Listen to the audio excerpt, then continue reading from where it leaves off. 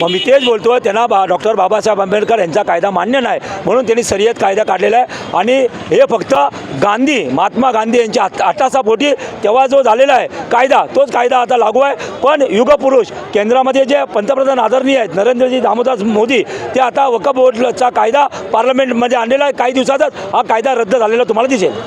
अशा दंगली पुन्हा घडू नये राज्यात देशामध्ये, याच्यासाठी तुम्ही कशी हिंदू चळवळ उभी करणार आहे? हिंदू चळवळ तर आम्ही उभं कराल, पण आमचा महाराष्ट्र पोलिसांवर पूर्ण विश्वास आहे. म्हणून महाराष्ट्र पोलिसांना जेवढ्या एजन्सी आहेत त्यांना विनंती करतो तुमच्या चॅनलच्या माध्यमातून आणि हिंदू राष्ट्रवादीच्या वतीने की जे जिहादी मानसिक वृत्ती जे तुमचे आहेत ते भ्रष्ट पोलीस अधिकारी त्यांना सपोर्ट करतात, तो सपोर्ट हटवावा. जसं मगाशी उमेश गायकवाड हे बोलले की जो ड्रग्स आहे, जे गुटखा आहे, मग तो जिहादी असून दे हिंदू असून दे, त्यांच्यावर कडक कारवाई व्हावी आणि नशा पदार्थ हा बंद व्हावा.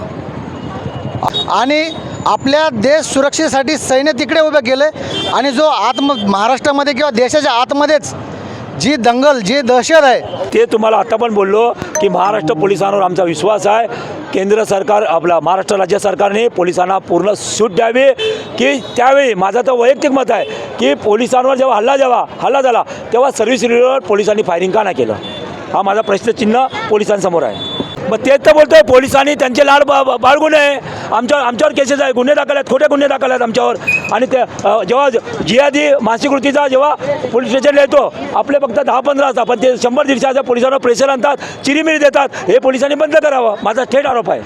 हे चिरीमिरी आपल्या महाराष्ट्रात घडतंय, याला प्रोत्साहन देणारे आपले हिंदू समाजाचे लोक आहेत. हा, मग तेच बोलतो तुम्हाला की हिंदू समाज जरी असले त्याला कारणीभूत भ्रष्ट पोलीस अधिकारी आहेत.